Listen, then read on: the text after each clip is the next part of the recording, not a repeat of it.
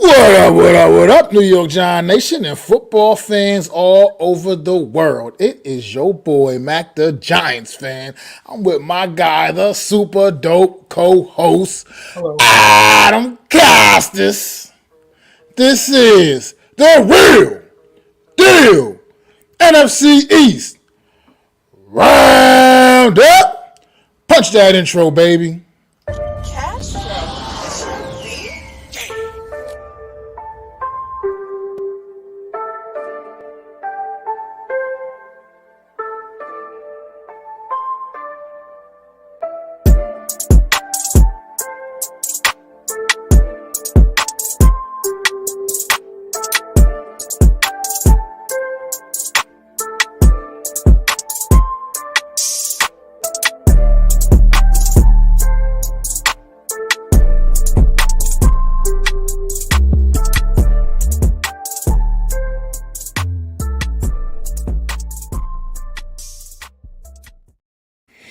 What is going on out there, everybody, in the wonderful world today?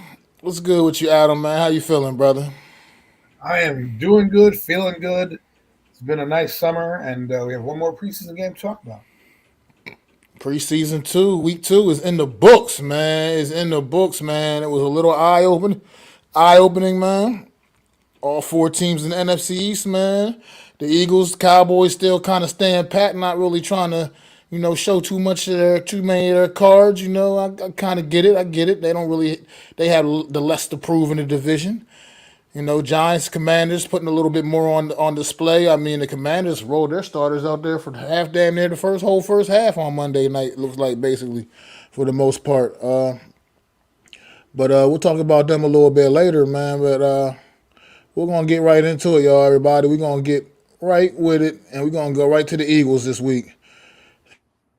Start off the week this past week against the Cleveland Browns, hosting the Cleveland Browns Thursday night. Not exactly the best of games to actually sit back and watch. Like I said, you didn't see any of the starters from the Eagles. But one thing we have seen is for the second straight week is a struggling Marcus Mariota, man. What do you think about that, Adam? Well, I thought Mariota would have been a good player, and a lot of the anomalies that they said in the quarterback show that if you guys haven't seen on Netflix, just go check out. Kind of see the dichotomy of Marcus Mariota and kind of the downfall of what happened to him. I thought that would be better here. Coming to a better situation, not being the starter, he looks like absolute trash out there. He looks like he's never seen an NFL field in years. Now, he might get the nod only because he's a veteran, but right now, Tanner McKee is winning that battle for me at least. It's kind of ironic because I like Tanner McKee coming out. He doesn't do the same things that Mariota does. He doesn't really run as well as Mariota would.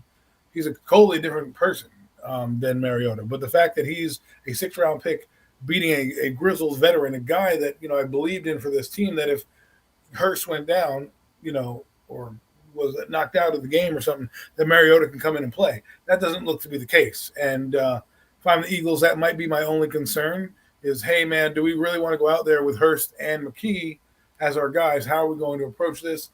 I think he's been absolute garbage. I don't think he deserves a roster spot, but the methodology is there. Yeah, man, I agree. One thing I think whole hanging that's working out in Mariota's favor is I don't know if this is an actual battle for the QB2 spot. I think they signed Marcus Mariota to be their QB2, and I think that's pretty much the plan going forward. I think it's for like you said. I think his skill set is more similar enough to Jalen Hurts that if Jalen Hurts was to go down, they wouldn't. You would think they wouldn't have to change much about the offense, but it's been looking really, really rough for Mariota. And you look at this Eagle football team. This is a team, they haven't played their starters in the preseason, but at the end of the day, this is probably a team with probably some of the best depth that you can find anywhere around the league. So it's not like he's out there playing with a bunch of just, guys that should be working in grocery stores somewhere. He's out there playing with guys that could probably start on a lot of other teams around the league, and he hasn't been very effective. He's not playing behind a terrible offensive line, considering mostly their backup offensive linemen. It's still pretty solid group in front of him, and it's just been bad all across the board, man, with Marcus Mariota. I don't understand how the light bulb hasn't been able to come on. I mean, throughout the offseason process, training camp, everything else, to look this badly in the games. His performances have not been good either one of the first 2 weeks, and I'm going to assume he's going to get a long look this Thursday night when they play the Indianapolis Colts. I would assume he's going to get a long look and see, is this guy can this guy truly be the guy that we depend on if Jalen Hurts is to go down, man? But I'm just not so sure. I mean, as far as the game, man, you see they played to an 18-18 tie, which really doesn't mean much. The final score means nothing in preseason. It was actually one of two ties. I believe it was two ties this past week in the preseason because they don't obviously not playing overtime. Nobody's going to go to overtime in the preseason. So, at the end of the day, man, this Philadelphia Eagle team may have some thinking to do there. That may be like the only real true storyline I can even think of coming with the Eagles right now is this situation with the backup quarterback, because you're right, Tanner McKee is definitely outperforming Marcus Mariota right now. And some can try to make the case and say, well, he's not playing against the same level of guys that Mariota's out there against. But at the end of the day, it's still who can execute this offense a little bit better, who's performing better. And right now the answer is definitely Tanner McKee.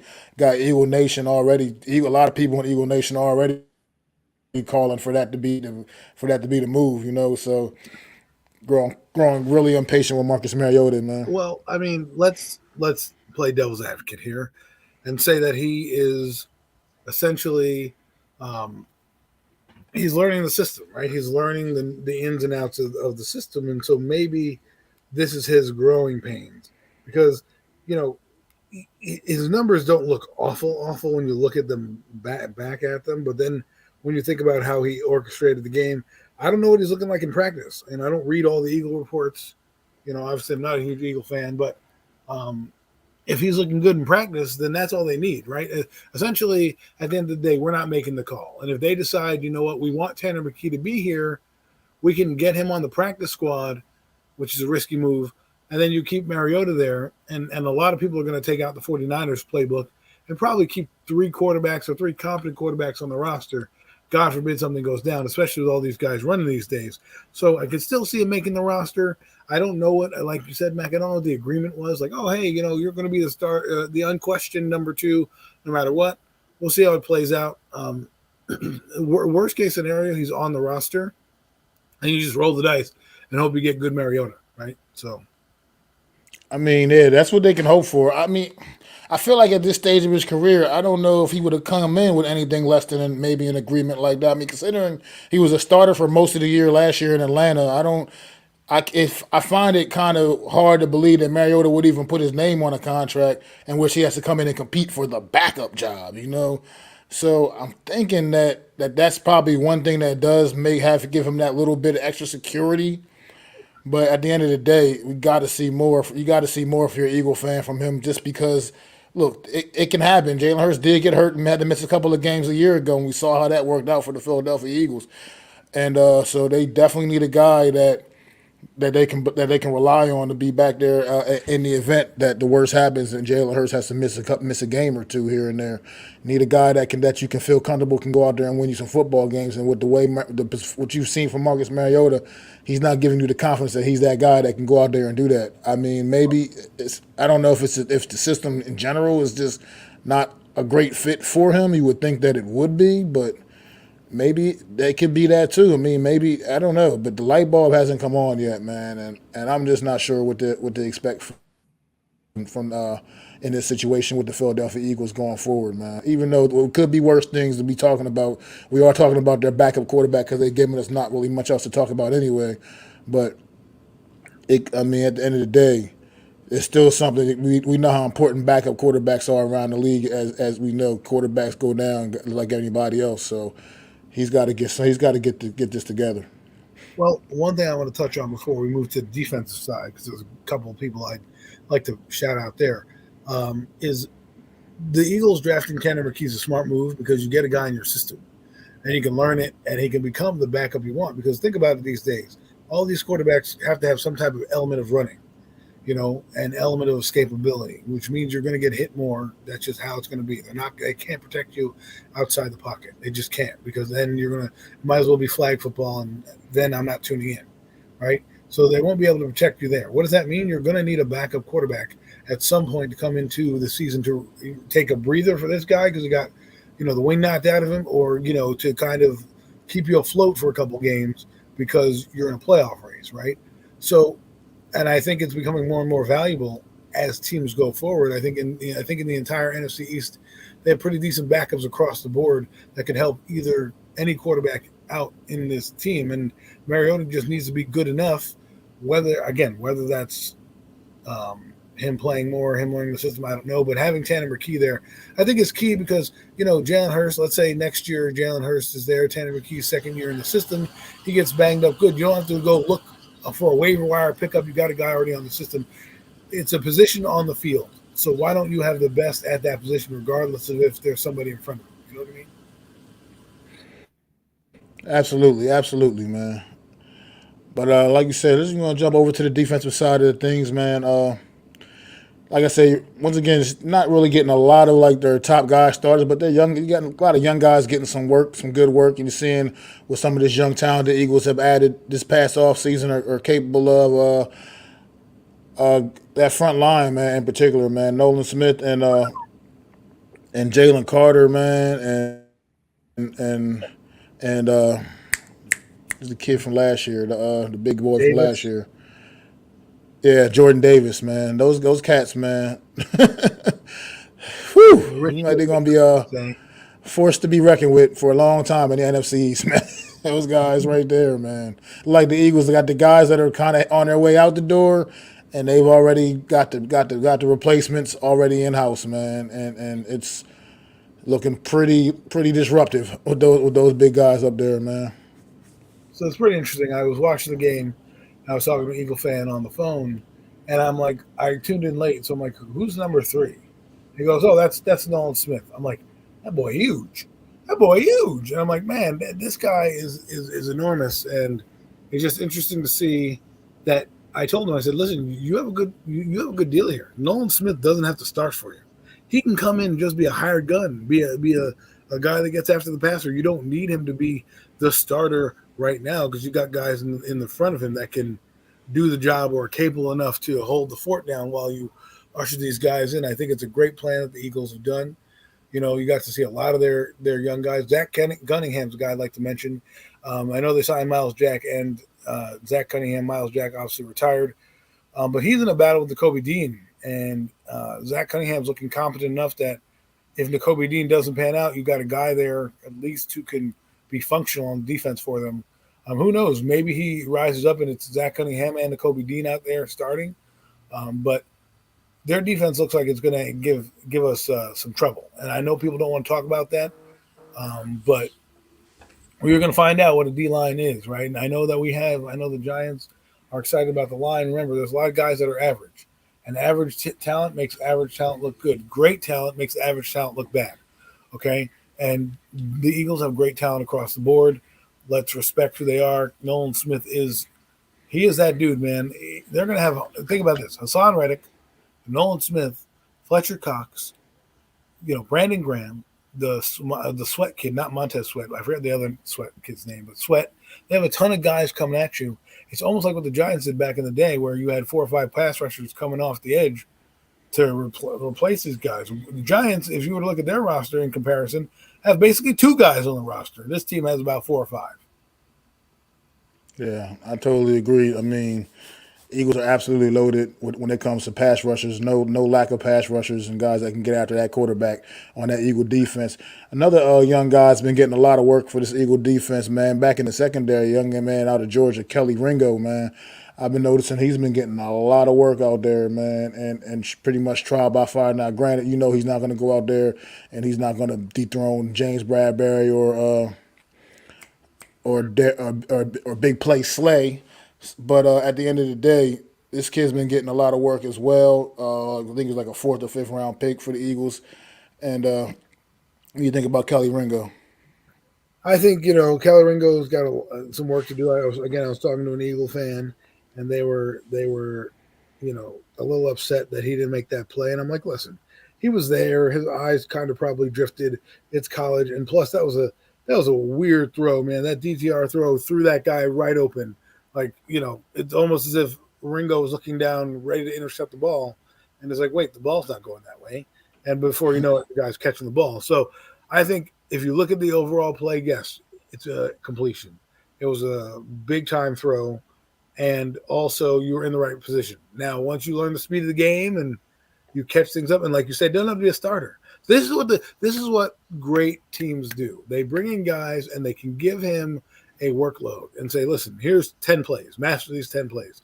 Here's 20 plays, master these. And you can just bring them in situations as they learn, right? So it doesn't become pressurized as opposed to other teams. And this is why I think a lot of the quarterbacks fail early, is because they don't have time to get that veteran and sit that veteran. They scrap the plan early and throw the kid in because they want to make them, starters. But if you look at like what the Jets are doing, their young quarterback is flourishing because he has a mentor in front of him, right? So I think that's what people need nowadays. So if I'm the Eagles, I'm not. Yes, you want to be angry they didn't make the play. I get it. You want greatness. You have to. I get that methodology, but the fact that he was in the right place, he defended the right guy, he was engaged down the field. There's some positives there that you can take away and say, man, if this guy can put it together, we don't need to worry about big play Slay being renewed next year. That's exactly what I'm talking about. Like, this guy is getting invaluable work right now, this preseason, man. What's going on, Lou, man? Appreciate you stopping in, bro.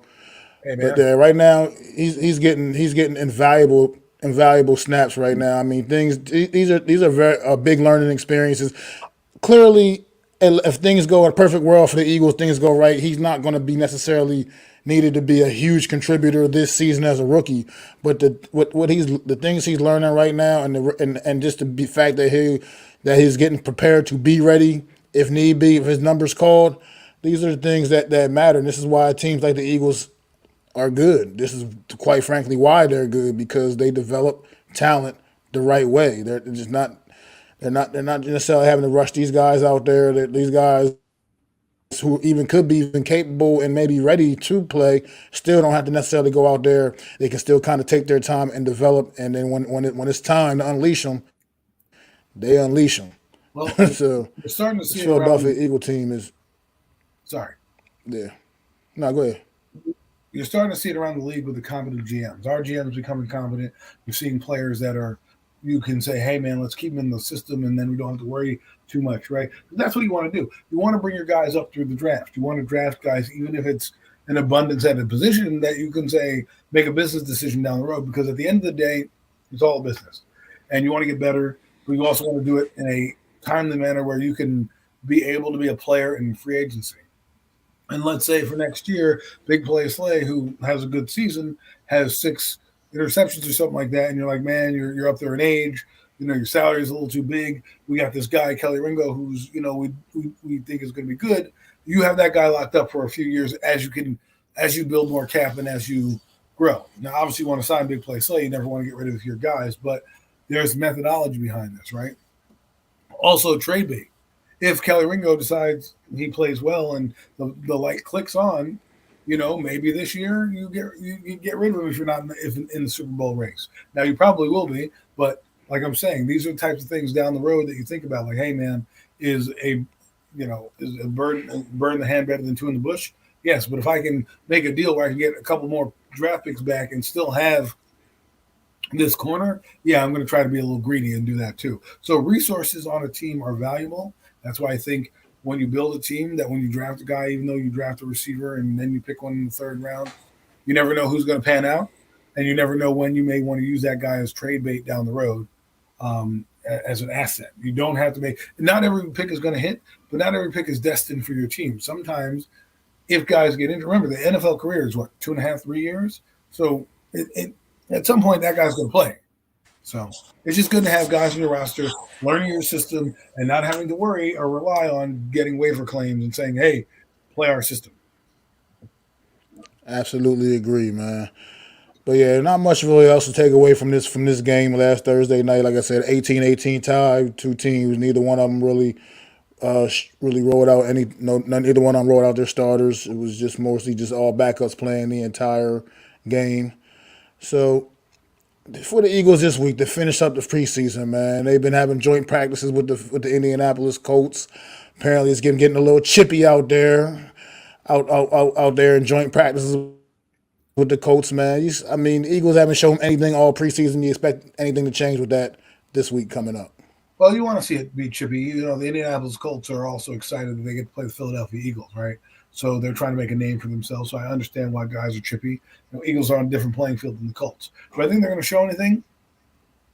If I were them, I'd get Jalen Hurts maybe a series or two, just kind of say, hey, listen, get your feet wet. We're not going to run anything crazy. We're not going to go crazy. If your line's getting blown out the water, then take him out, right? I mean, there's many different ways you can play it. But I do believe you need to get a taste out there, even if it's one drive, to just say, hey, because remember, they don't play. If you haven't played now, that means you wouldn't have played football since last February at all, right? And so now you want to go in and then give them 2 weeks of downtime and then an NFL game and say, gear it up and go. I don't believe that works out for any team. I know the Cowboys tend to do that, so maybe you catch the Cowboys this season off guard like that. But sometimes I think you need to go out there and see what you have. So I think they're going to play their stars a little bit. They still have a running back competition. I do believe the shot DeAndre Swift is going to be the guy, but now's a chance to go see. And I think they're really going to try to usher in a lot more young guys, really see Mariota. I think you're going to see a lot of Mariota, a lot of Mariota. They're going to try to force feed you Mariota, try to get to see if he really is bad or if it's just him, growing pains with the new offense. Yeah, I agree. I think you're absolutely going to get at least. I feel like about maybe a good solid 3/4 of Mariota in this game. Honestly, I don't know. I feel like they haven't really shown much, and I don't think they. I think that trend is going to continue. I don't think we're going to probably won't see Jalen Hurts. I mean, as much as you would think it is pretty good to get him out there, get us a little bit of work. I think you're really comfortable. You know what you have in Jalen Hurts, and you don't want to risk any kind of a freak injury. I think who is more important for to get maybe some time out on the field, honestly, though, is you want to get that starting no line out there, man. Maybe put them in front of Mariota and let him spend a little bit of time behind the starting offensive line. Get those guys a little bit of work because in practice, as a lineman, it's just you don't. That's not enough. It's not enough. You need to hit somebody. You need to be able to have somebody in front of you that you can hit. That you can hit. Not like just thudding around with your guys at practice. It's just not the same. I think for the linemen, I think it's definitely more valuable for them to get some reps right now and just get their body conditioned. Because linemen is going out there and they're hitting every single play, no matter what. It's a collision for them every play, no matter what. You need to get them out there, get them used to it, get back again. It's been, even though these guys are professionals, they've been here before, they've been around. But at the end of the day, I think you need to get those guys a little bit of work. And like I said, you want to put Mariota in front of that, maybe in front of those guys, and maybe even give like AJ Brown or God damn it, Devontae Smith. Give these guys maybe a series or something with Mariota just to kind of see how it does look in the event that the worst happens with Jalen Hurts during the regular season. It's interesting that they said that they got a new coordinator, quote unquote, yet they're not playing anybody in the preseason. Kind of interesting dynamic there, right? When they're, oh my God, the Eagles lost their offensive coordinator. But if they were that concerned about the offense that was Nick Sirianni's to begin with, they would be out there playing. I just think they would. I agree. And I think that because they have familiarity with the offense and it's Nick Sirianni's offense, you don't necessarily have to go out there and be like, oh, let's get it together. You know what I mean? I totally agree. As far as like the running back situation, like you said, you saw DeAndre Swift week 1. He made a couple of plays. They yanked him, said, okay, we've seen enough, and you haven't seen him since. and it seems like that seems to be the Eagle philosophy this preseason, man. And it's about protecting their guys, and I get it. Because guys do go down, man, in these games, unfortunately, and you don't want to lose one of your key guys to some freak injury in preseason. You just – unfortunately, that's just that's the mentality for a lot of teams around the league, and that's the way they're approaching it and handling things. And I guess I kind of understand. Like I said, I would like to see the linemen get some work though, because from that standpoint of being a lineman, it's just not the same. It's just not the same. You want to kind of have somebody in front of you that you can get after a little bit more so than what you do in practice against your own guys. So I think for the linemen, I feel like maybe a little more important, maybe get them a little bit of work in the preseason, just get them, hitting on somebody else a little bit. But other than that, I don't think the Eagles are going to show us much anything here. I mean, the fact they've been practicing with the Colts all week, things have already gotten a little bit, shaky and chippy out there in practice. You don't want to even put your guys out there and maybe hope some young guy don't come in there trying to cheap shot one of your guys, just trying to make a name for themselves. I think it's a lot goes into that now. So I think probably see the same from the Eagles. You'll probably just see the backups, and I'm thinking you're going to get about at least a good solid 3/4 of Marcus Mariota. And probably another quarter of Tanner McKee, man, and we're going to see what happens with this situation. To see if Mariota can actually step up and play a little bit better, because I feel like his job could be on the line here at this point with what we've seen thus far throughout the preseason. Any more thoughts on the Eagles before we move on? No, nothing much. It's the end of the preseason for them. Yeah, that's how I feel about it. So we are going to move it along, everybody.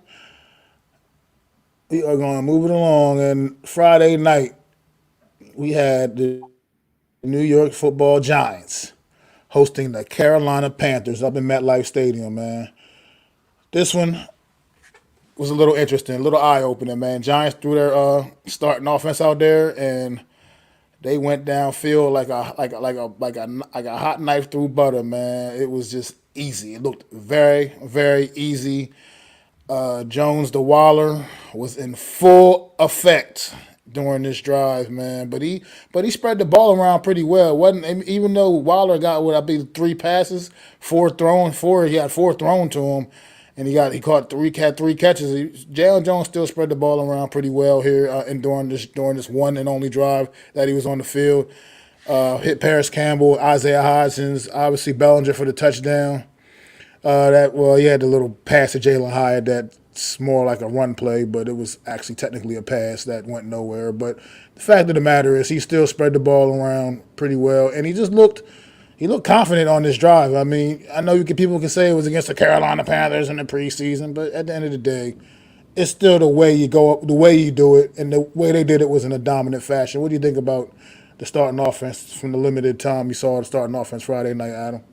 It was a competent offense. It was one that was in the modern era, right? We won't be seeing the grinded out. Actually, we're going to see the same thing we saw last year. It's just going to be better because the players will be able to run the routes a little differently, right? I mean, they didn't do anything crazy. They ran slant routes with Waller, right? 3 straight slant routes. Well, they were doing that last year. They just had Richie James running those routes.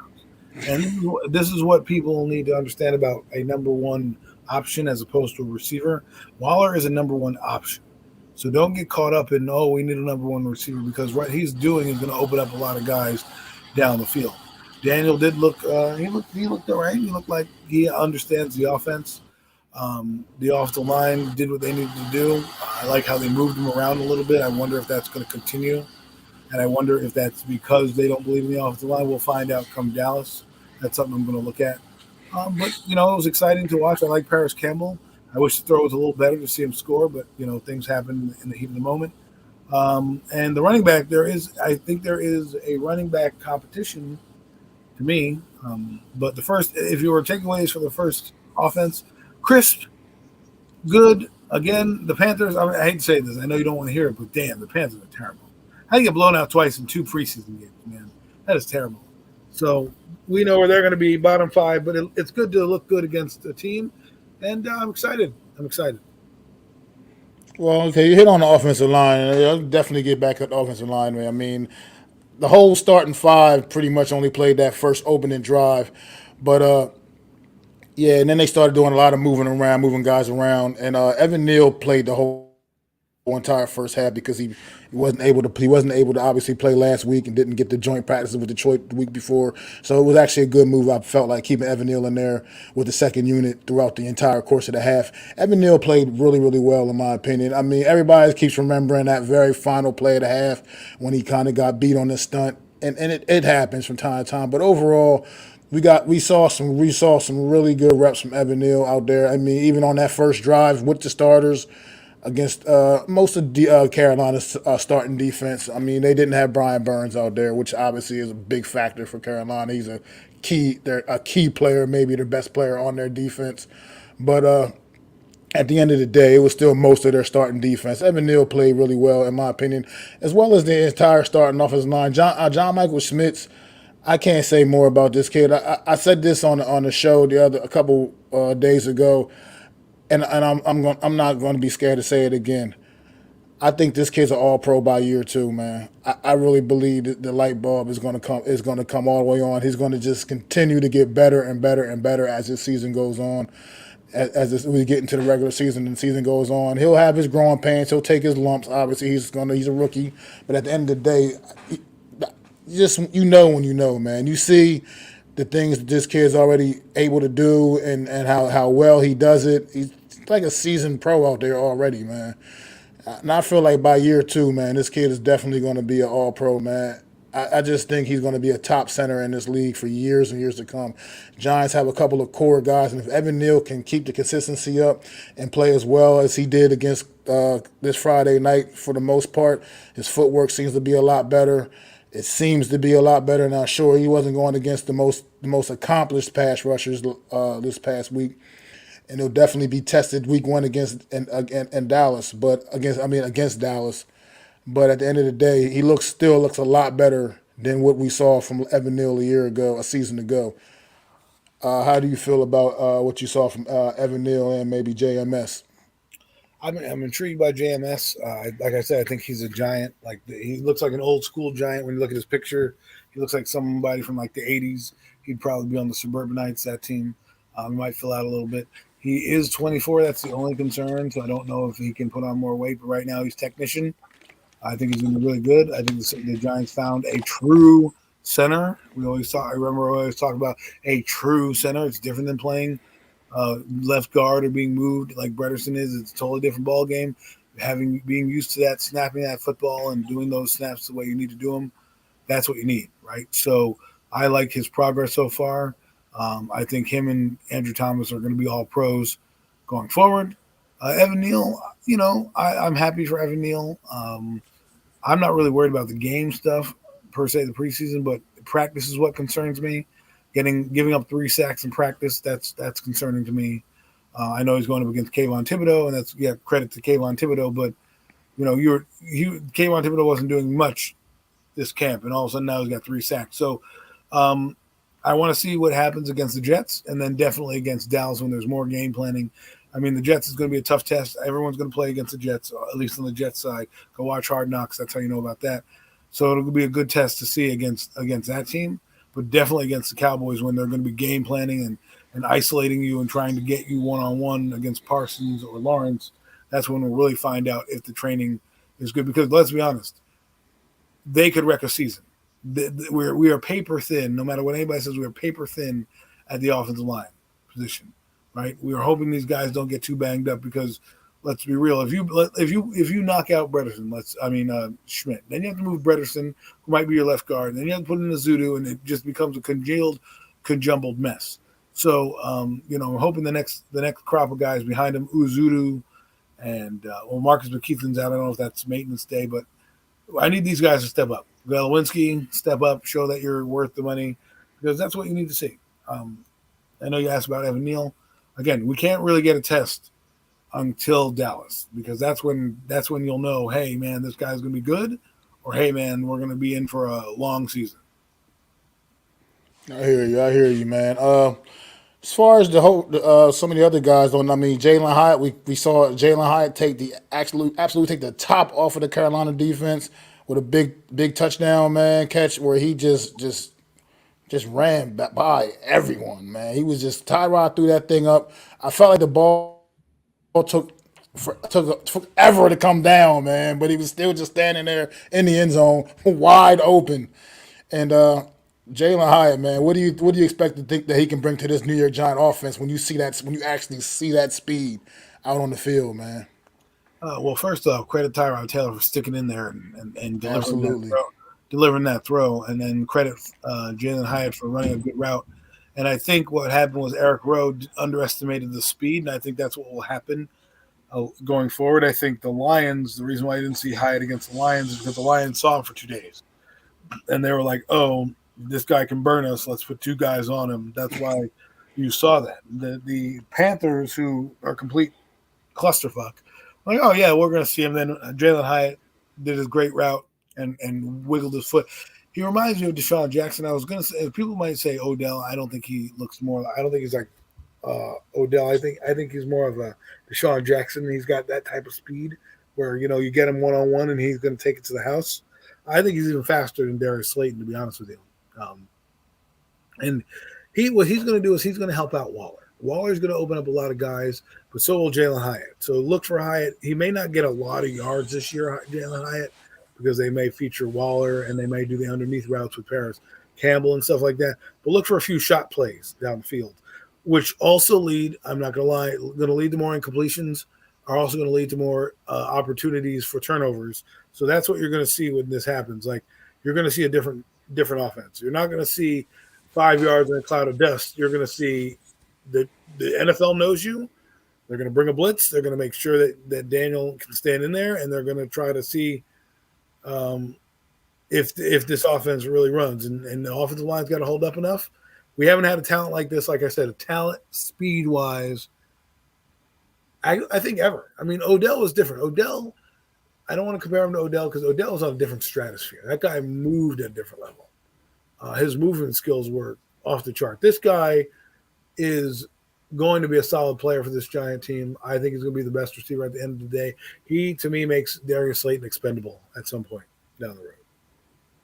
I mean, I agree. I mean, just the fact that, hey, take hats off to another thing for Jalen Hyatt was the play right before that big touchdown, easy routine pass coming across, and he just dropped it, hit him right. I mean, hit him directly in the hands. He just dropped it. He just didn't hang on to it.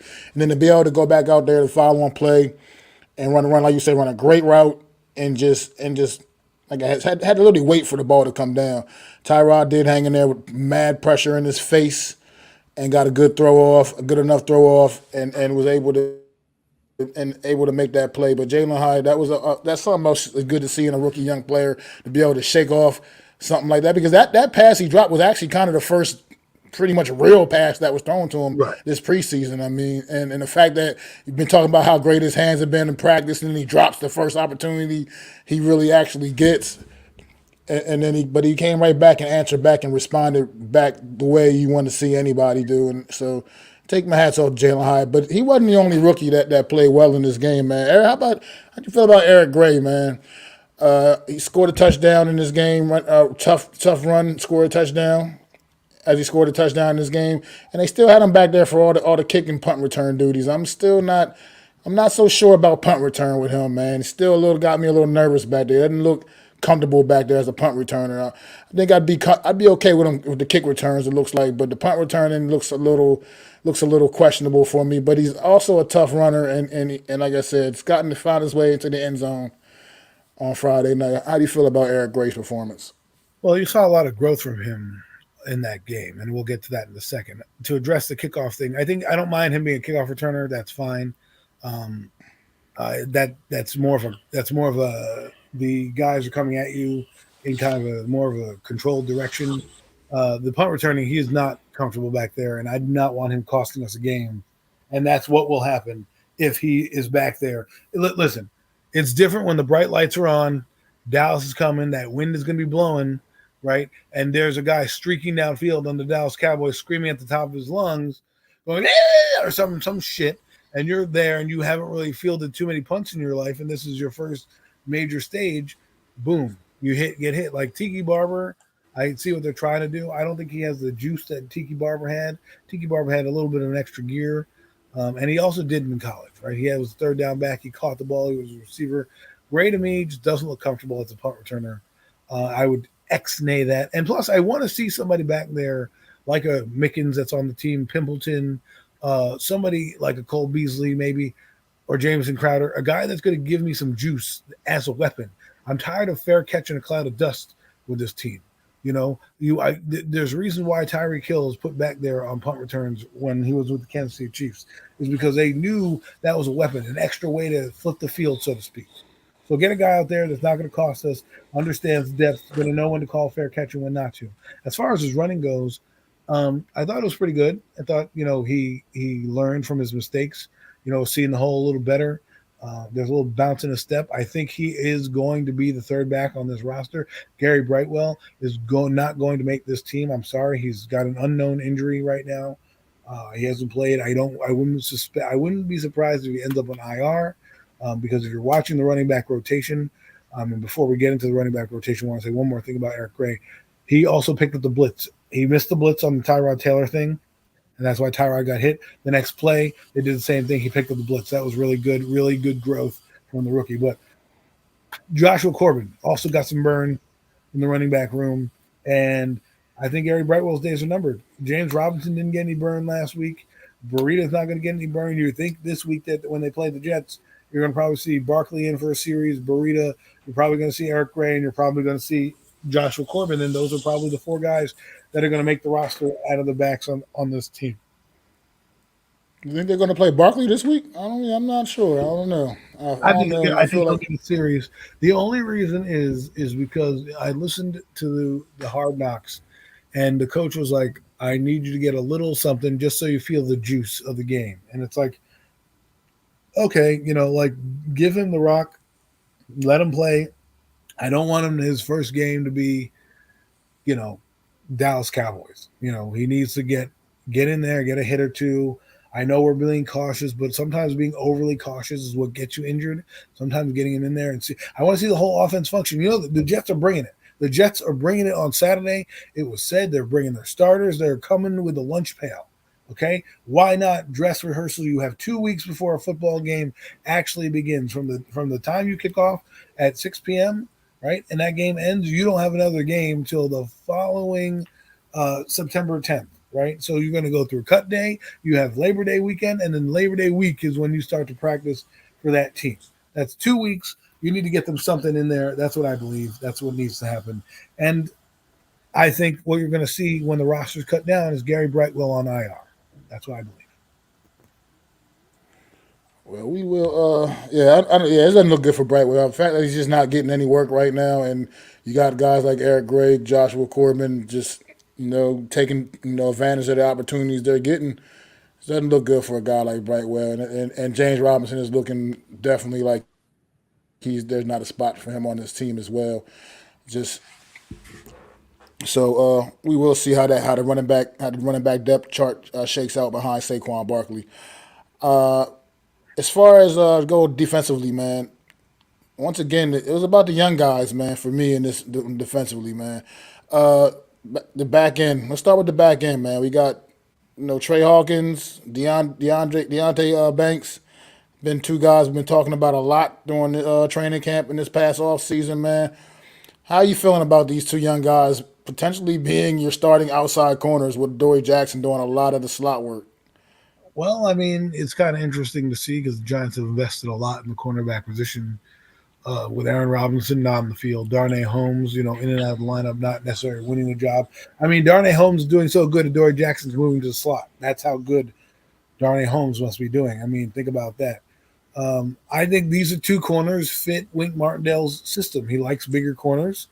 I like what Trey Hawkins brings to the team more so as a coverage guy than Deontay Banks. I think Deontay Banks is a little bit more raw in terms of coming out. His talent is out there, right? That's why he's a first-round pick. But sometimes that could also be deceiving. I think he's going to be the better of the two players. Trey Hawkins, when it's all said and done, I think Banks is going to be a good player. I don't think Sauce Gardner, but I do believe he's going to be a good player on the team. Again, what I like about these corners is they like to hit. They like to come up and make plays. And that's what we're going to need in this type of defense because the Giants are going to be running an interesting formation. They run a 3-3-5. Okay, that's the formation they've run 2 weeks in a row, and they're bringing a lot of DBs. I don't know if they're going to continue that trend going forward, but it means you're going to need a lot of DBs and a lot of corners and a lot of safeties. So you need bigger guys who can blitz, like a Trey Hawkins, like a Deontay Banks. Heck, Adoree Jackson he's a better hitter than what most people perceived him as, right? Everyone told us, oh, he's not going to make any hits. Well, guess what? You're in the slot. If you're in the slot, you got to make tackles. So, and you got to blitz. So maybe this is an asset for the Giants. Maybe putting him at the slot becomes more of a weapon, and we see Adoree Jackson get a couple sacks this year because he's not covering and he's going to be blitzing. It's going to be interesting to see. I'm interested in seeing it. And finally, the Giants. Who says 6-round picks can't do anything, right? This one is making quite the name for himself in training camp, and talking about Trey Hawkins out of Old Dominion, I believe. So back as far as in the safeties go, Jason Pinnock looking like he's pretty much primed to get that starting spot next to Xavier McKinney, but Dane Belton is also right there, man. Was also right there as well. Some more good young talent in that secondary. New York Giants, honestly, and this is not also once again not a homer opinion. It's just what my eyes see are really quietly putting together a very talented young secondary that could become something really special in the years to come in the NFC East, man. And they are. I think they're really putting some pieces together, some nice pieces together, man. And these guys are really out there, like I said, taking advantage of their opportunities, man. And it's good to see Jason Pinnock out there making plays, Dane Belton out there making plays. Like I said, we were already talking about the aforementioned Trey Hawkins, Deonte Banks. I mean, the fact that the Giants potentially can really seriously sit out there and start 2 rookie cornerbacks on the outside because, I mean, they expect to play a lot of nickel. Adoree Jackson, that's valuable to be able to take a guy like Adoree Jackson and have him in the slot because you have enough confidence in these young guys on the outside to have him in the slot taking on a lot of the team's best receivers. I mean, a lot of teams like to roll their best receivers into the slot, try to, find ways to get them open. And now you have a guy like Adoree Jackson in there that can definitely run with you and cover some of the best in this league, man. So this could be advantageous for the New York Giants. I think it's something that we really need to keep our eyes on going forward, man. It could really help win us a lot of big games, a lot of close games when you got guys like that on the field that can get the job done, man, that are capable.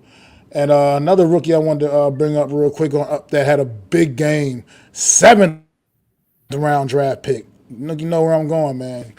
Big Jordan Riley, man, making a name for himself, a 7th round draft pick, and was out there making impact plays, man.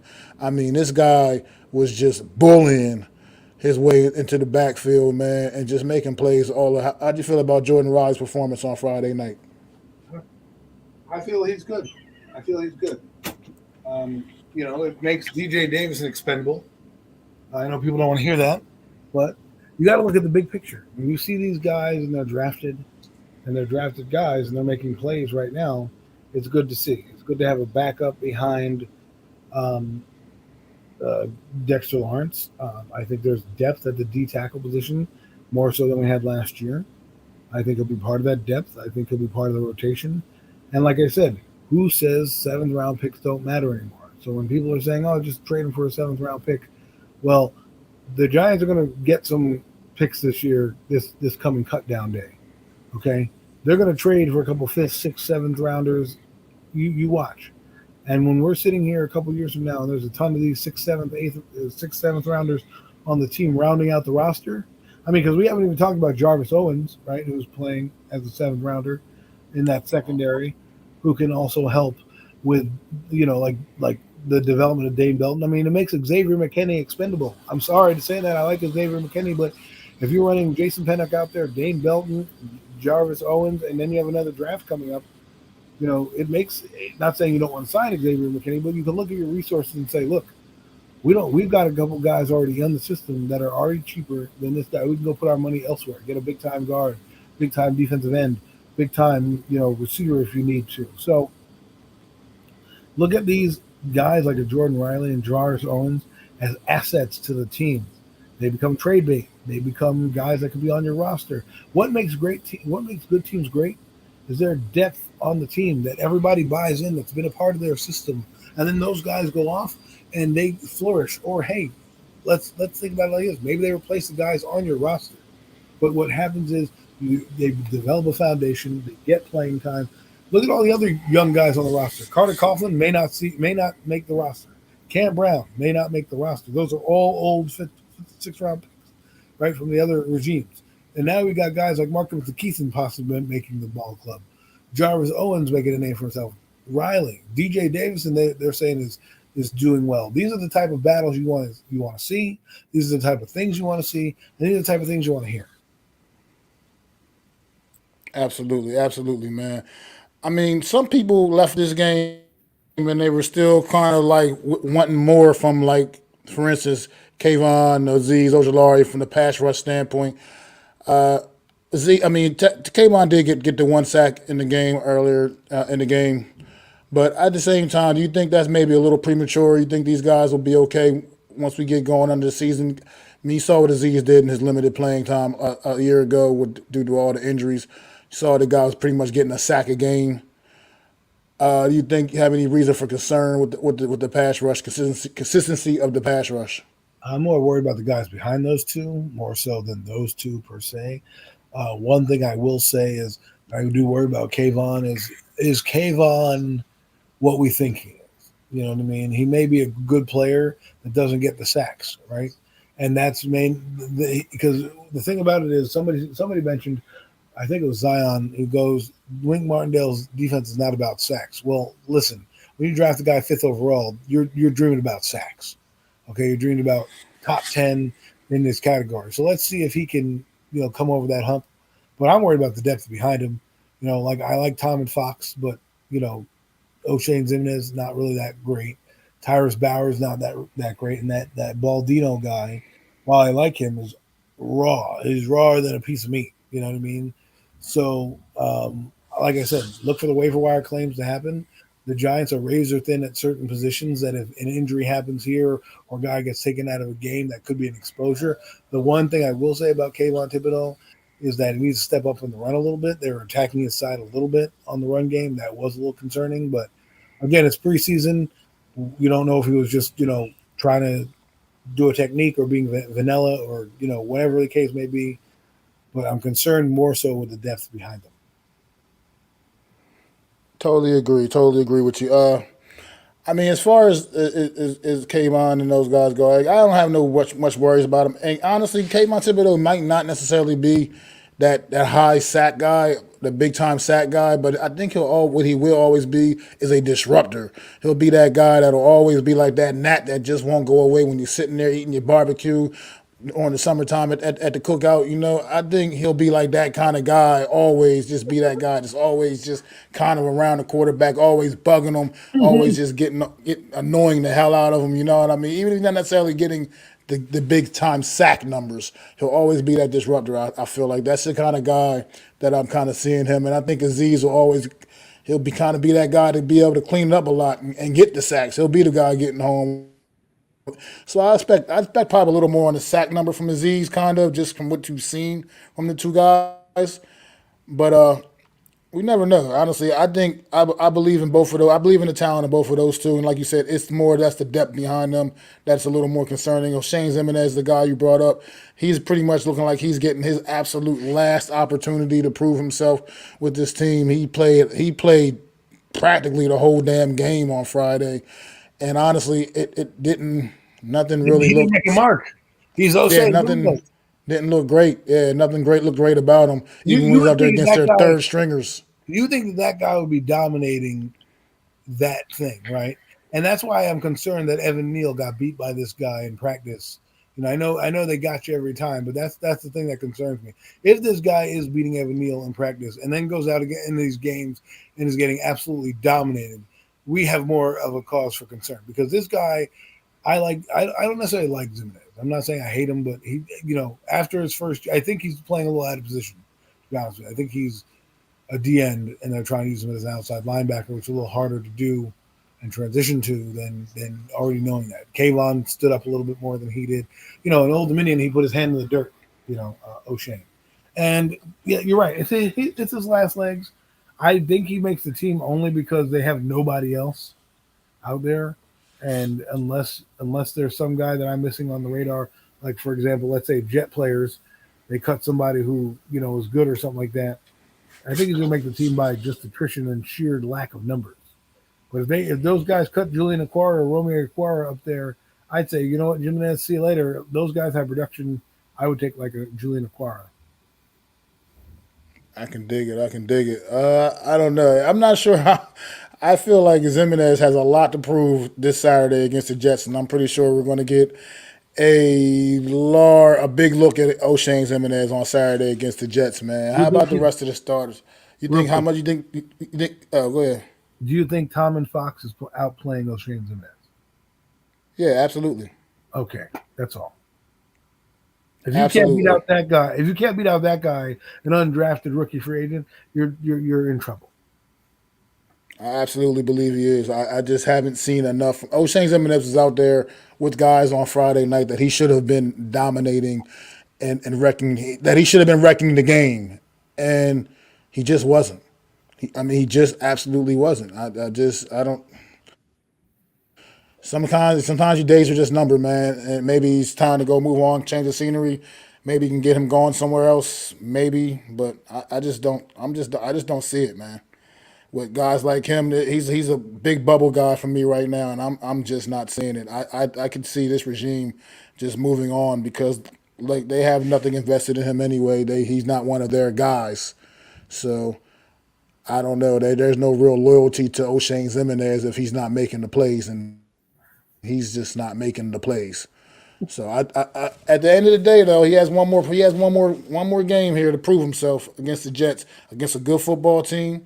I'm going to assume he's going to see time against some of their better players in the early in the game. He'll probably still be out there playing against their backups as well. So let's see what he can do to assert himself. But I don't know. The Jets haven't made it pretty much announced that they will be, rolling Aaron Rodgers, starting offense, starters out there. It's weird because they haven't played them at all the rest of the preseason, and now they decided in this game 3 against the New York Giants that they want to put their starters out there. They want to play their starters. I don't know if that's going to have any effect on Brian Dable's thought philosophy of what he was thinking of going into this game. I could see our starters playing like maybe a series or two like they did on Friday night, but at the end of the day, I could also see him just resting him and saying, I saw enough. I don't want any freak injuries. I don't want to see. Because Darren Waller, for what it's worth, on that one drive on Friday night against the Panthers, he took a couple of nice little hits that it was like, it's good to see him get hit and be able to shake that off a little bit. But at the end of the day, you don't really want to see that too much of that in the preseason, not more than you have to.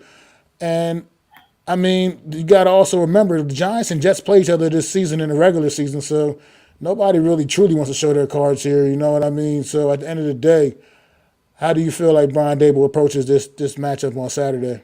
Well, if Brian Dable is like me and is fearful of the freak injuries that have happened in this game between Chad Pennington, O.C. Manura, Eli Manning, all being injured in this game, then yes, I don't play my starters. However, I think it's going to break down something along these lines.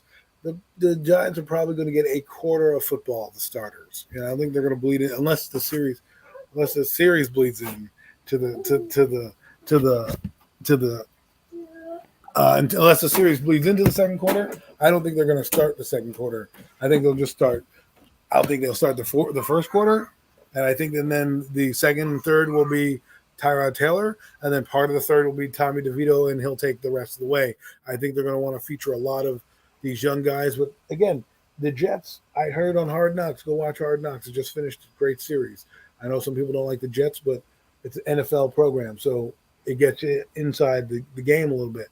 Robert Saleh already said that he's starting their team. And to me, this is your biggest test to get some of the guys out there. I did see Waller take that hit, and he's going to take more hits like that. Get used to it, folks. That's just how the offense is going to be geared. And some of those weapons, that's what you're getting them for. Let's hope that, this is the game that there's going to be a lot more intensity at. Jets are ornery.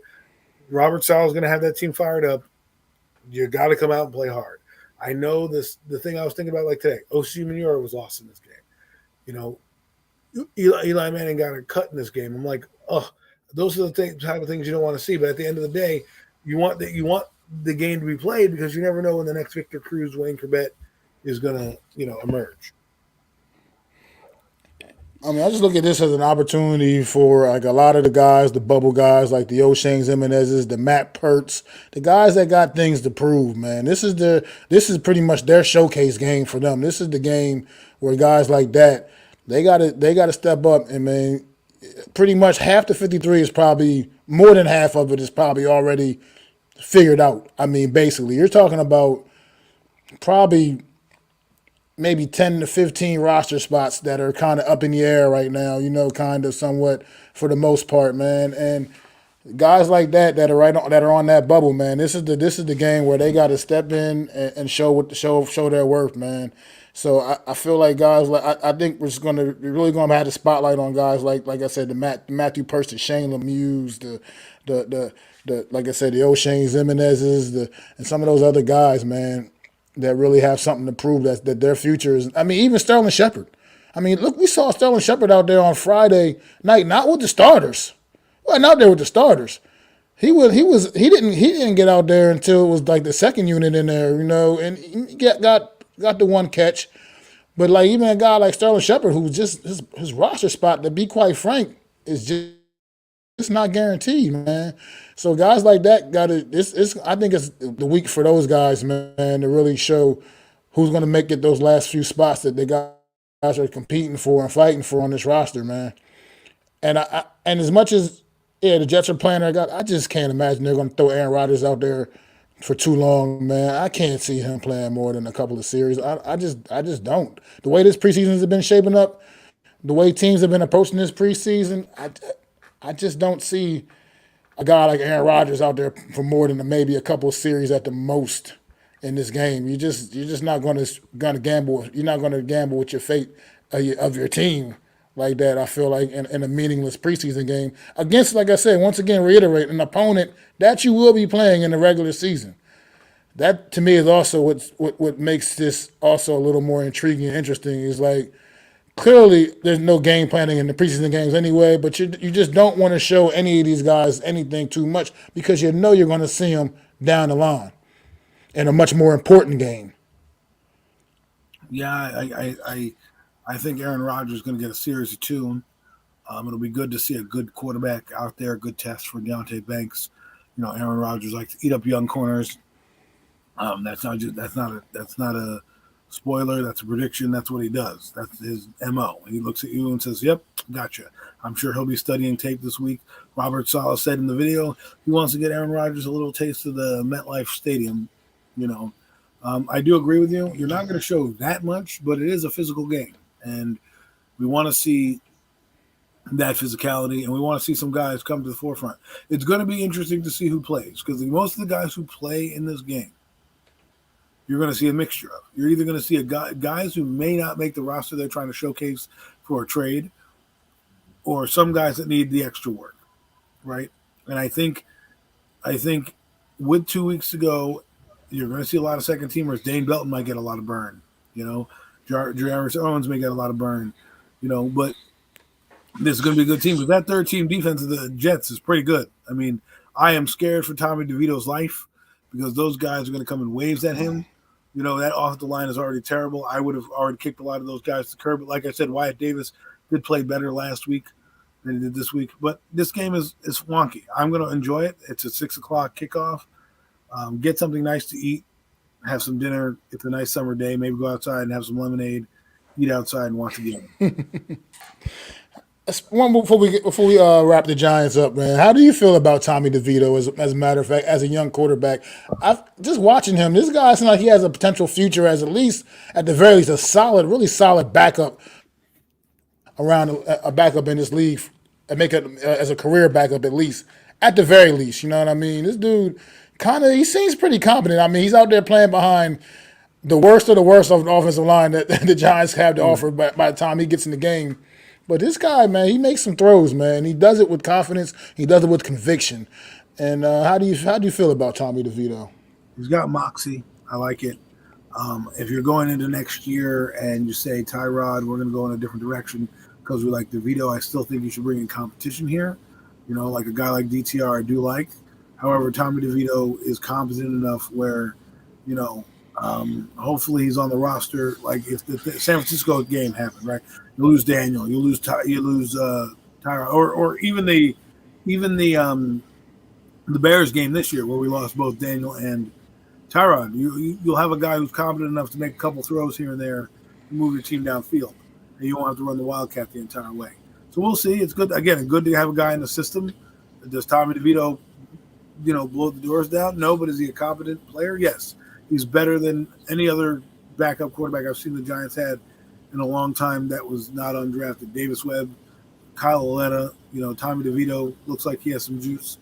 And maybe there's some tools to work with there. So we'll see. It's going to see how good he develops. I don't think he's making the team per se. I think he'll be on the practice squad. And that's good. With that new rule, they can dress three quarterbacks.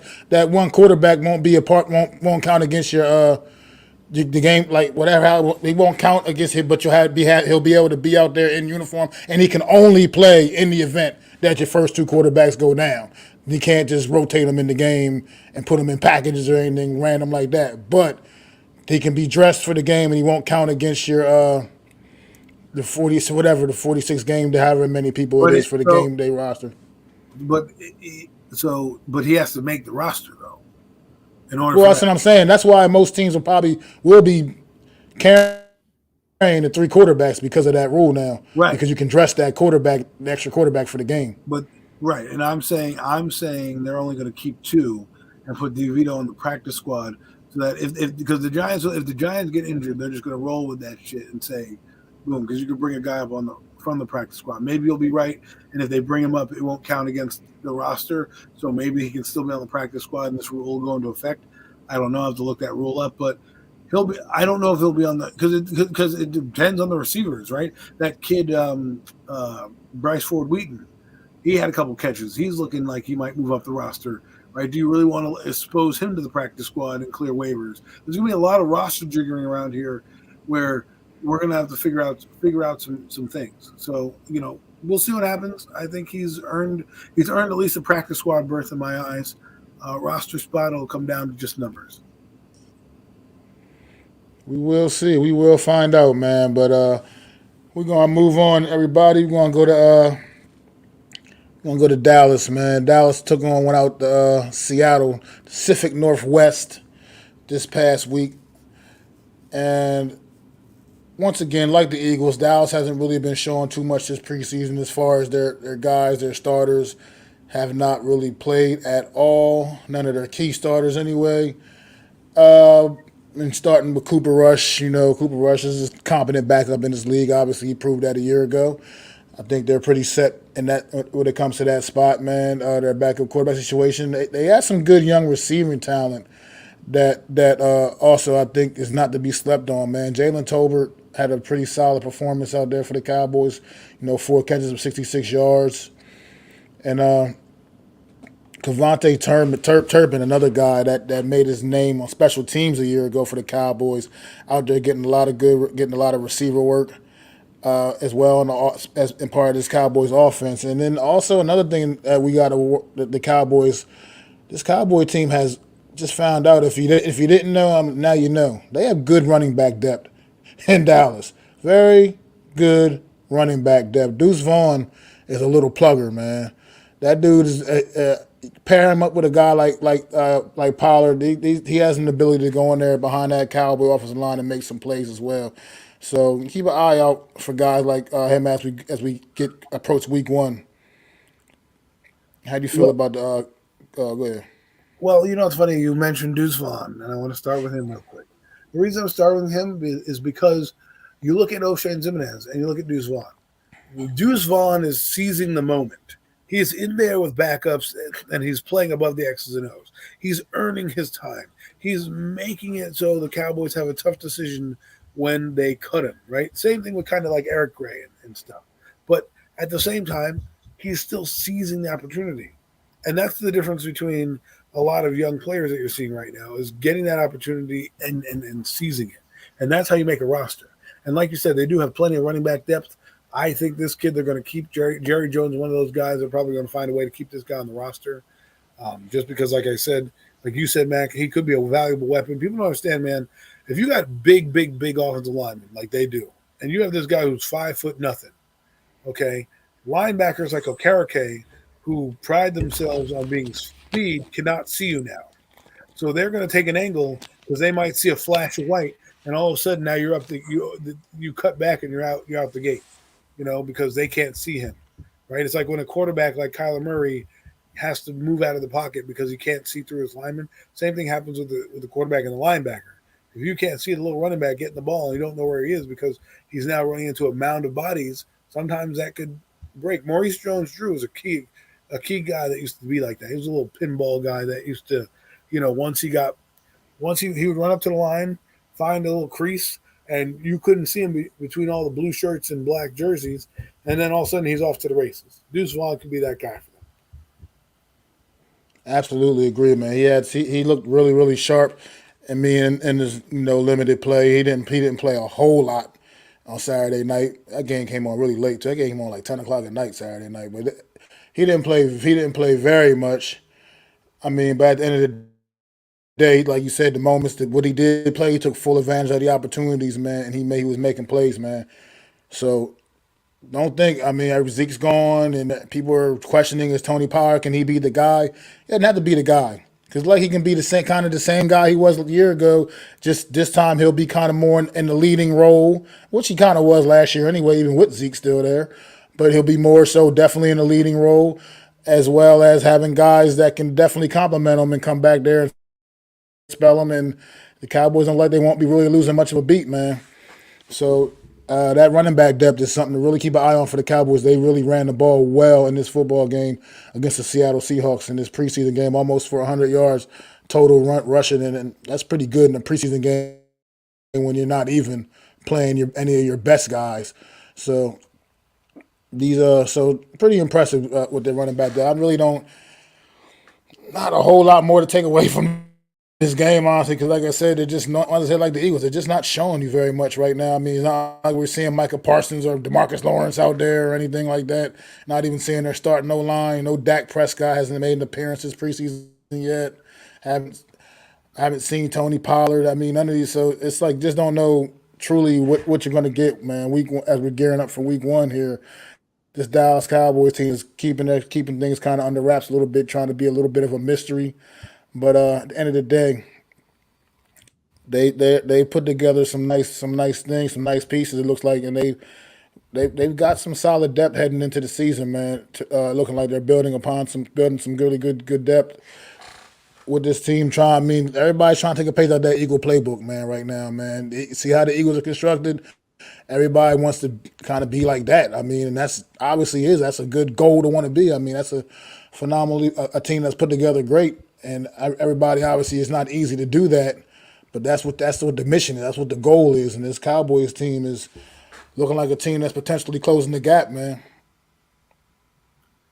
Well, I just want to mention one thing. Even though they didn't run that well per se, they still had 4.8 yards and 4.0 yards with their two backs starting. So that tells you how good their O-line backups are. They're opening holes, getting 4.5 to 4 yards a clip every time. That's pretty solid. As for the defense, we need to start listen to the name Sam Williams. I told you guys about him before. Going to be a beast. Is going to be a beast. Okay, and when you have Micah Parsons, DeMarcus Lawrence out there, and even Dante Fowler out there, kind of eating up blockers, and Mozzie Smith, who's going to eat up blockers, this guy might be big. He brings a nasty attitude to the team. He brings that edge that they need. They're going to need another edge rusher in this defense to be good. And you know what? Not gonna lie to them, their defense has been solid. I know they gave up a lot of yards in this game with their backups, but again, there was a lot of backups. There weren't much game planning, but the Cowboys do have solid depth across the board. I don't know how well they've closed the gap, but they definitely are contenders, folks. Not just for the NFC, but they're trying to get to the Super Bowl. And it's clear that's what their message is, and it's starting to resonate. And guys are starting to build. This is what you want to see in preseason. Guys like Sam Williams going against backups and getting sacks and getting plays and making plays out there, right? Like what we said with Zimenez a minute ago.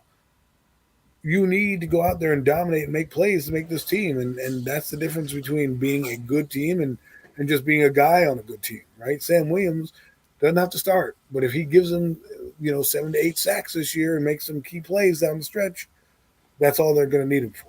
So I thought that he looked good. I thought the Dallas, some of the young secondary looked good. And yeah, again, they scored 22 points. Will Greer looked competent enough. He looks like he'll be a competent backup if they decide to move on from Rush at some point. So the Cowboys are the Cowboys. They're just trudging along, and we'll see. We'll see them in a few weeks. Again, they're not showing much, because they know the Cowboys. They know that this is a big season for them. So they don't want to put anything out there that they don't need. Absolutely, absolutely, man. And really had much more to say from this game because it was just once again very vanilla. Cowboys didn't really show much, didn't get to see much. I mean, they did. I mean, from the Seattle standpoint, we did see make a big play. And that's what they drafted him for. So that like they could have something special going on out there too, a little bit with their receiving core, man. Saw JS. What the hell is his name? I can't never keep track of Jackson this Smith kid's is big. name. Yeah, JSN. Yeah, the initial guy. Yeah, he had a big play. So I mean, all around pretty good week for rookies around preseason week 2, man. Shout out to the rookies, man. Good from the draft this past season, man. A lot of guys making plays out there this past week.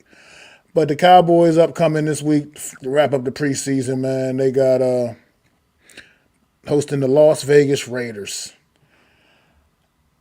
Once again, like I said about the Eagles, don't expect to see much from the Cowboys here, man. They haven't shown anything yet thus far. I don't see why they're going to all of a sudden just roll everybody out now in the final game. It just seems that would be kind of weird to me that you haven't played them at all up to this point, and then you're just going to decide to roll them all out. I mean, that's what the Jets are doing. We get it. We just talked about that, but that doesn't seem like it'd be a normal formula for everybody else. I just can see if they do play anybody, once again, it might be a series or two. But I'm not going to hold my breath on that. I think they're going to still continue to keep everything close to their vest and not really try to show too much, as they're just getting ready for the New York Giants week 1, Sunday Night Football. Yeah, I agree. I don't really have much more to say. I mean, you'll probably see maybe the starters play for a week. They didn't do it last year, and some Cowboy fans thought that might be detrimental this year. Again, who knows what happens? But again, this team is on a different playing field per se than the New York Giants. They're on a field where they know that their window and their opportunity. They rather lose their guy in week 1 than lose their guy in week 3 of the preseason. If you get what I'm saying, at least exactly. At least if you have them there for week 1, at least we have them for week 1. Whatever happens after that happens after that. But we have them for week 1, and I get it. Don't put them in harm's way. And you know what? Who knows? Who knows what it's going to be? But if they decide to sit against the Raiders, I don't think they're going to. I think they're not going to do much. I really don't. I think they're going to get the guys a little burned, so they get a little hit, and maybe play a quarter. Just because, again, you're not playing football for 3 weeks.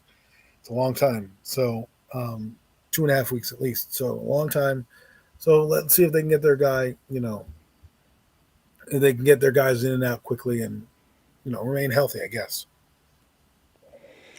I mean, yeah, I don't see. I mean, like I said earlier when we were talking about the Eagles, I feel like I just from my own personal taste, I would like to see at least the big guys get a little bit of work because, like I said, you just can't simulate some of the things that they're dealing with in the game in practice. You just can't for linemen. It's just not the same.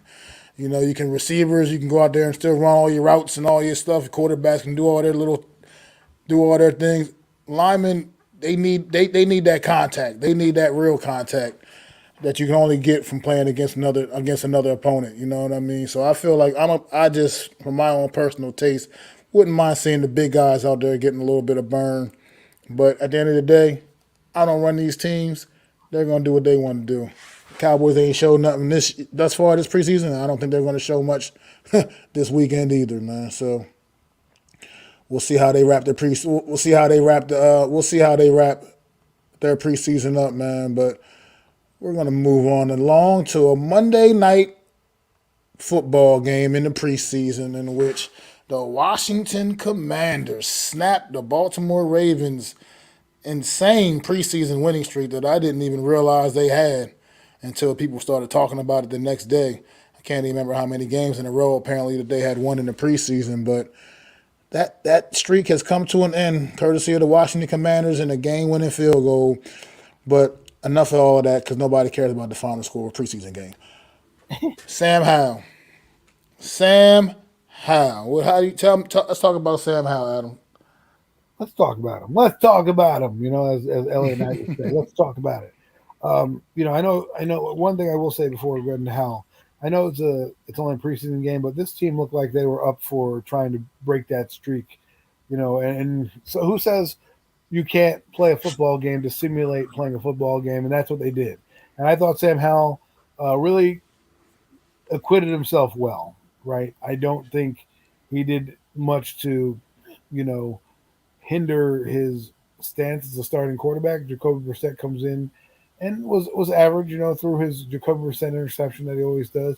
But this is Sam Howell's job to lose, and right now he's winning, and I think he did a pretty good job this week in commanding the offense. I know a lot of people don't want to talk about that, but he went 19 of 25.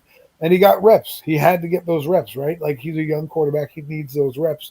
And it's good for him because, he's a second-year player. So it's not like he's learning a new offense. He's getting a chance to really shine.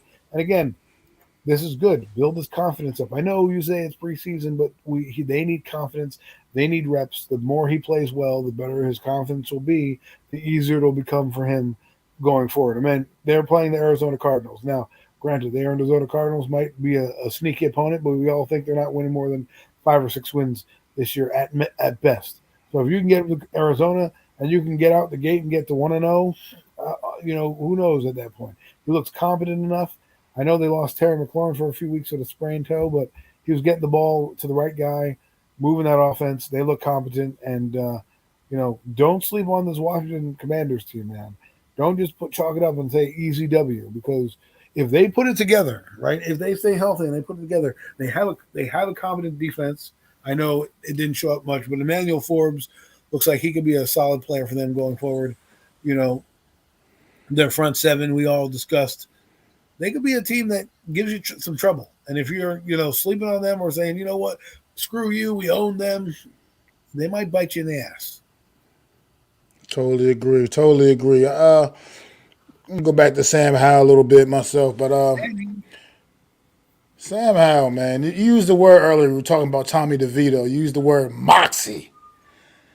That's what I see when I look at Sam Howell. When I watch this game, when I was watching this game, that's what I see in Sam Howell, man. I see a gunslinger, man. I see a guy. He's fearless out there, man. He's doesn't look like he's gonna be that guy that's scared to make the mistake.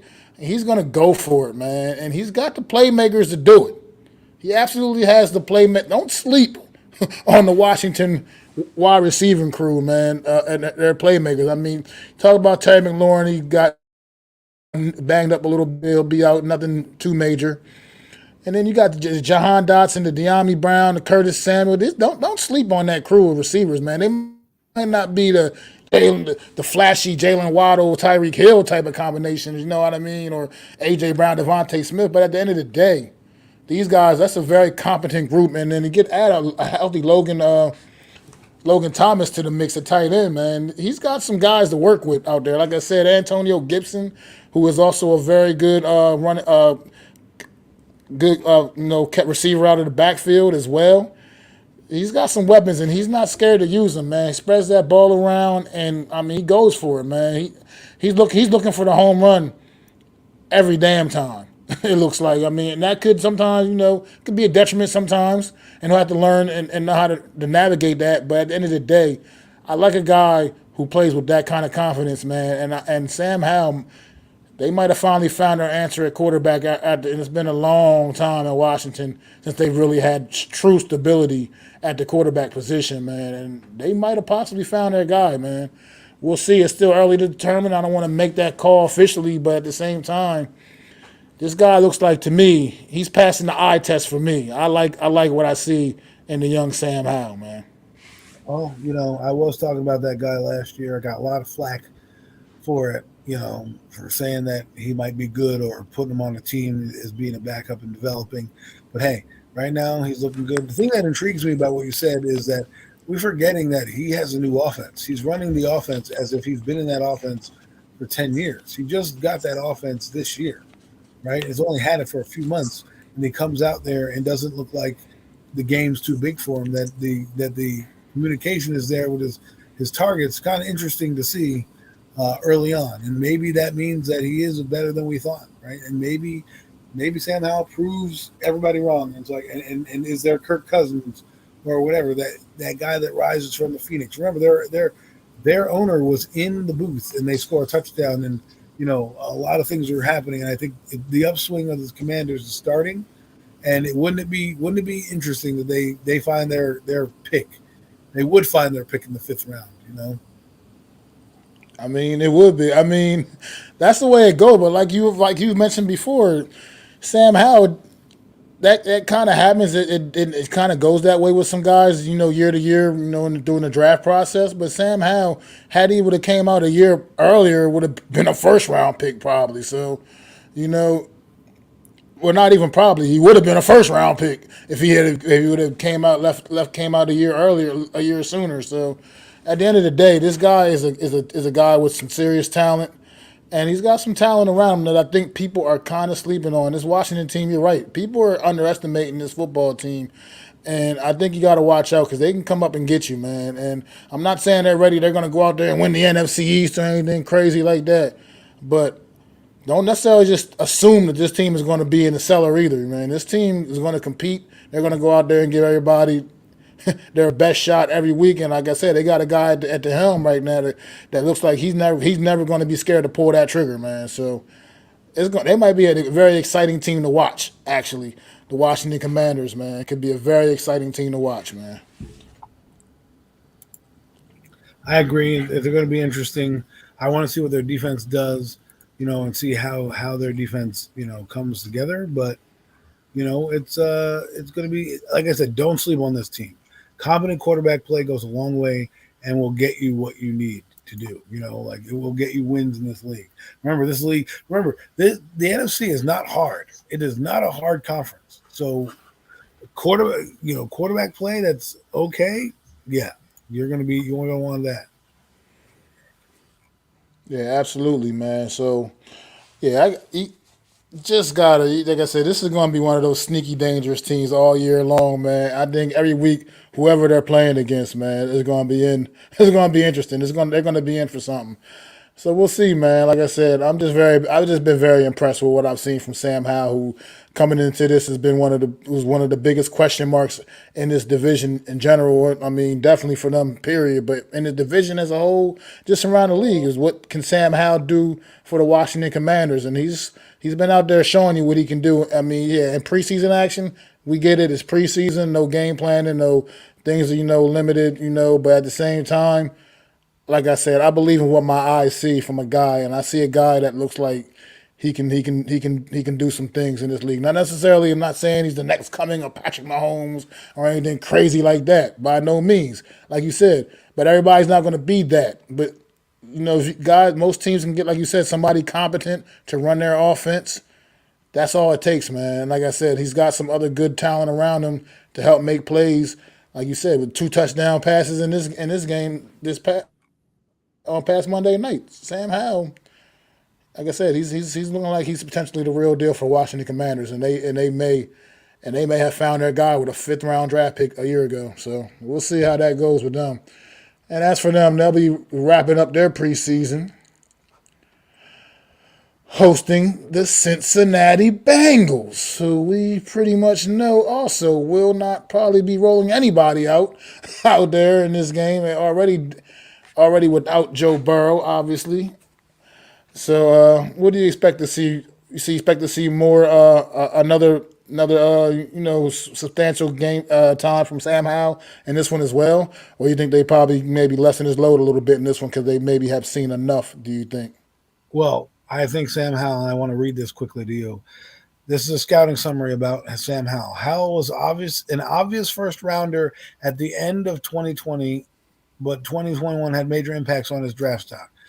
And the reason why I believe was because they had less talent on the team, and he had to run the ball more. If you look at his stats, right, so you don't go from being a first round talent to falling off the cliff for no reason unless people are pegging you something.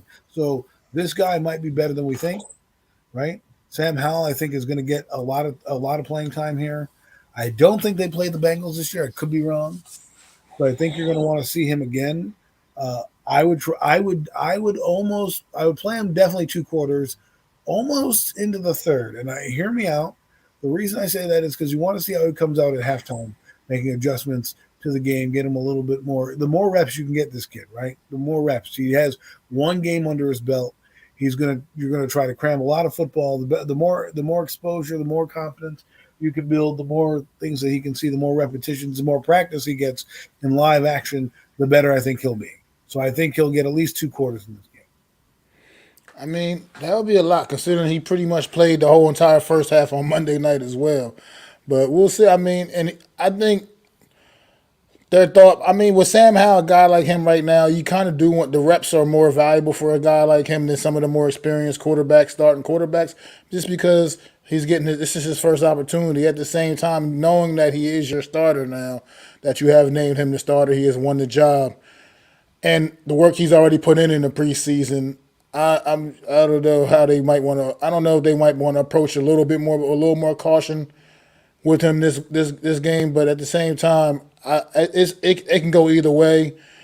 And I think, for me personally, I do. But I'm with you. I think he still continue to give this kid the reps and let him just get comfortable as possible in his offense, which he already does look pretty damn comfortable anyway. But let him just continue to grow with his guys. I mean, I mean, only problem is, like I said, what we were talking about earlier, with this being the last preseason game as well, it's a lot of other guys you want to see get some work because you got to try to figure out the back end of your roster. You know what I mean? So it's other guys that you just got to get work to also. So you got to, got to be considerate of that as well in this final preseason game, because for a lot of these guys, this is their last opportunity to show what they got, man. And I don't know the situation for Washington's, they're a backup situation and they're bubble guys. I don't go that in depth with this team, but at the end of the day, this is going to be, once again, like we were saying earlier, a showcase for some of those guys to see what they can do, man. So I don't know, that may affect the playing time for Sam Howell, because obviously some of these guys are obviously like offensive linemen and, other specialty positions that you don't necessarily want to put Sam Howell out there unless he's behind your number one offensive line. So just to make room and make time for the other guys that you want to see to figure out they're going to make your roster or not, I think his playing time could be a little more limited in this game just for that reason alone. I think, like I said, they're trying to establish something here, get out of the doldrums of losing. Why not try to, you know, win the game and get some continuity? Again, this is a team that has defensively played together for a while, but offensively they'll have 2 weeks off, and you don't know that's a lot of time to be off. And I think give your guys as much time as playing time. If you think that, if a guy goes down or your 2 drives are crisp and you score a touchdown and you want to pull him out, fine. But I just believe in order for Sam Howell to continue his ascension, I think he just needs to play. And I'd rather have a guy go in there have a little bit more experience than go in there saying, well, we didn't get enough reps out of him. Well, here you go, kid, go fail. So I hope they do well. I want to see the back end of I hope he does well. I'm rooting for the kid to show something. I mean, Washington needs a QB. It would be something interesting to see if they have one. Of course, they would get one right now, right? They would try to get one in this era. But, here it is. Like, you want to see who they have on the team. You're not going to see – definitely not going to see McLaurin. You'll probably see Dax Minland, right? They drafted him pretty high. You might see Dami Brown. You're definitely going to see a lot of guys. Caden Smith, remember him, longtime Giant. Kendall Fuller, Christian Holmes. You're definitely going to probably see Emmanuel Forbes out there. They got a lot of stuff. I'm not going to lie. They got decent players on this team that they could if they decide to keep the panel. The Commanders this year are going to be that team. They're going to be that team that if you go in there and you make mistakes, you play sloppy, are going to beat you. They're going to beat you. It's already bad enough that they got a decent team, but they're going to go out there and beat you. If they play mistake-free football, keep it close, play good defense, play competent quarterback play, I can see them easily stealing games. And if you're the Giants, look, we know that there's two teams in our division that are clearly better than us, and there's a couple teams around the league that are going to win the division, right? That leaves you in one of the 3 playoff spots. Don't get bombarded because you decide, we can beat the Washington Commanders. We beat them, how many times in a row, and you slip up or you drop a pass or you're not concentrating as hard enough, and they beat you and cost you a playoff berth. You don't want to see that. So I will say the NFC East is going to be interesting. It only gets more interesting with a guy like Sam Howell if he can become competent. It just makes every team in there competent. And I'm looking forward to watching how these battles play out. Yeah, it's going to be fun. The NFC East is going to definitely be fun. And now seeing the maturation of Sam Howell throughout this preseason, man, NFC East is going to be definitely a fun division to keep an eye on this season, man, for sure, man. I'm glad that we get to sit there and break it down each and every week, my friend, because there's going to be some good material. They're going to give us some great material. You know they are. Starting off week 1, Dallas Cowboys, New York Giants, Sunday Night Football. Don't get any better than that, man. Don't get any better than that, man. So that's going to probably do it for us this week, man, here on the Real Deal NFC East Roundup. Me and my guy, Adam Costas, man. You got any final thoughts before we get out of here, Adam? We're 1 week closer to the NFL season. Absolutely, man. I want to thank everybody that came through in the chat. No Mets, no Nets, no Jets. Bookend Tackles, G Nation. Appreciate y'all, brothers, man. Most definitely appreciate y'all, man. We will be back next week, me and Adam, man. Just getting y'all ready, getting y'all primed and ready, breaking down the last week of the preseason, and then getting y'all ready for the start of the regular season across the NFC East division, man. So, I'm Mac the Giants fan. This is my guy, the super dope co-host, Adam Costas. This has been another edition of the Real Deal NFC East Roundup. And we will definitely see y'all next Wednesday. Peace. I'd like to thank you all for listening. If you was feeling this, please take time to subscribe and smack them likes. Feel free to drop a comment. Let me know what you think. Don't forget to ring that bell so you know when I'm dropping new content. It's your boy, Mac the Giants fan. You can find me on Twitter, YouTube, and Facebook at Mac the Giants fan. That's MacDa Giants fan.